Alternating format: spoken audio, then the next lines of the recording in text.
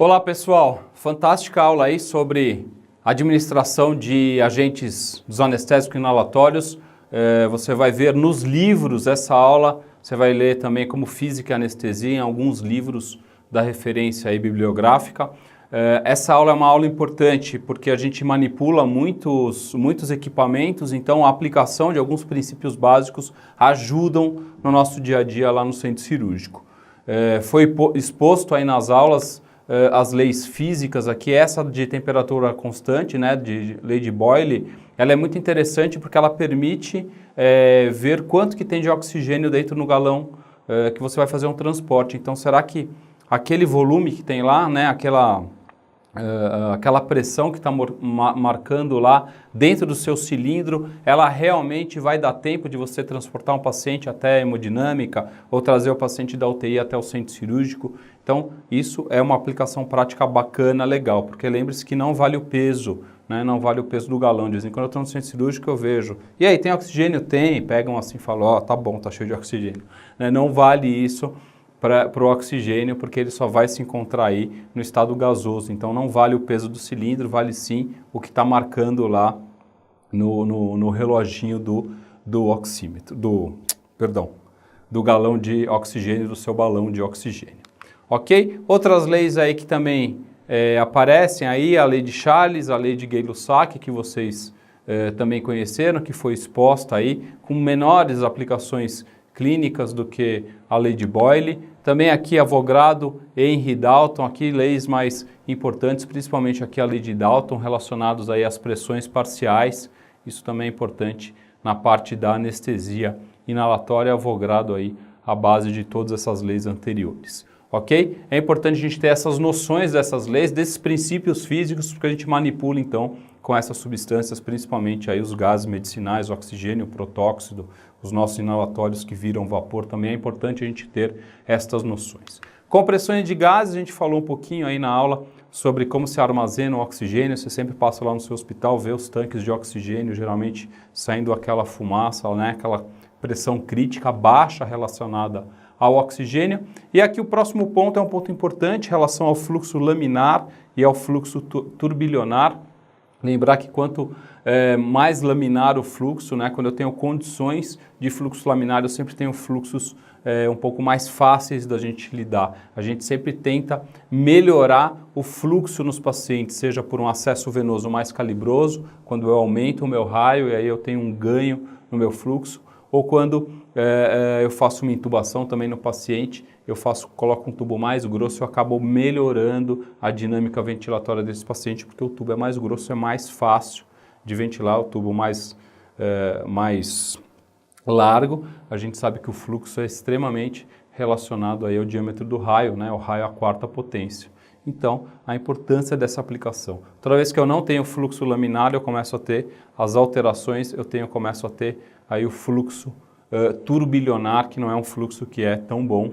A gente sempre busca aí os fluxos laminares. E aqui o efeito Venturi, aquela máscarazinha de Venturi que a gente usa lá, a pressão subatmosférica com aquela diferença de pressão que gera ali aquele fluxo. Dá para manipular isso através ali das válvulas dessa máscara de Venturi, que é muito utilizada aí principalmente na recuperação pós-anestésica. Aqui os princípios do fluxômetro, é importante a gente ter essas noções também para saber manipular esse equipamento, ver se ele está funcionando, aonde que ele está sendo marcado corretamente, ali os níveis direitinho, né? Qual que é o marcador, geralmente no aparelho de anestesia está escrito lá onde que é para se ver corretamente, geralmente é no meio do marcador. Também os fluxômetros são importantes, assim como os vaporizadores. A gente fala bastante vaporizador, hoje graças a Deus a gente usa mais os vaporizadores calibrados, que tem grande vantagens, né, porque eles são muito mais precisos do que os universais. Os universais lá nos de borbulhamento, você ligava o vaporizador, depois de um tempo ele começava a ter alteração de temperatura, você perdia aí um pouco mais de anestésia, você tinha que aumentar a ebulição, porque ele perdia calor, ele ficava todo condensado, esses vaporizadores universais. E hoje o calibrado ele vai se autocompensando. Então você colocou lá 1,5% de servo, ele vai dar 1,5% de servo sempre, né, se tiver direitinho, bem calibrado esse vaporizador, tá bom? Então é importante aí esses conceitos e lembrar também aí quando a gente transporta vaporizador, primeiro tem que uma tecla certa, lá está escrito, tem um lugar certo para você colocar o dial do vaporizador, coloca lá no T de transporte, geralmente tem essa possibilidade, porque se você mexe nesse vaporizador, coloca ele de ponta cabeça ou não coloca nessa função, ele também descalibra, então tem que ter cuidado quando você for manipular, tirar o vaporizador de um lugar e colocar em outro, principalmente aí os vaporizadores calibrados.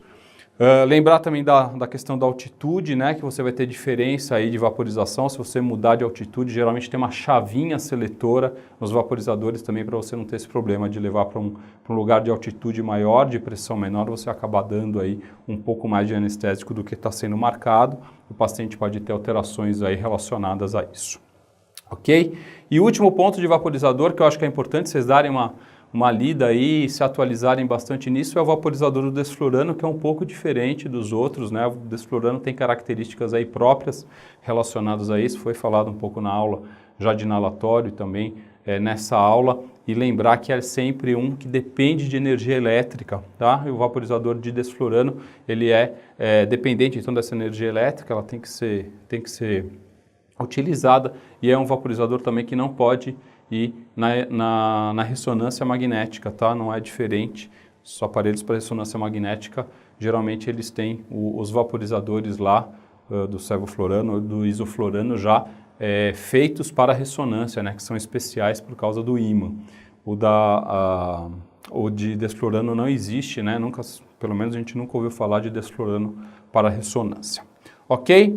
Por último aqui, os princípios físicos aqui, então todas falei aqui, ó, do vaporizador de desflurano, tá bom? A pressão atmosférica, foi o que eu falei aí no slide anterior. E aqui os sistemas respiratórios, né? Hoje a gente basicamente usa sistemas aí fechados, né? Mas lembrar aí dos sistemas avalvulares, dos sistemas abertos que poluem muito o ambiente. A gente vai discutir sobre eles aqui na segunda parte da prova, da aula prática aqui, vamos dar uma discutida em relação a isso. Os Mapleson são clássicos aí, a gente tem o A e o D que são mais utilizados, a gente tem que saber bem quando que a gente usa um, quando que a gente usa o outro. E aqui, os absorvedores de CO2, aí, principalmente a nossa amiga calçodada, lembrar de todas as implicações que ela pode trazer aí para o paciente, importantíssima para fazer aí para reter CO2 do paciente, tem que saber do tempo dela, né, o tempo de duração, começou a ficar roxa lá, começou a ter o corante, está desgastada, isso vai levar à retenção, à reinalação de CO2 para o seu paciente. E aqui é discutido o composto A, já foi discutido diversas vezes, a gente sabe que ele é muito mais teórico e mais em animais de experimentação do que no próprio paciente, a gente sabe que isso não tem relevância clínica nenhuma, apesar de ter uma importância aí no estudo. Ok, pessoal? Então aí uma síntese rápida aí do que vocês viram, dos pontos também legais. Vamos fazer uma discussão prática agora em relação a esses sistemas de administração de anestésicos inalatórios. Vamos trazer uma criancinha para ser anestesiada aí e vamos ver o que acontece com essa criança. Vamos lá discutir esse caso clínico.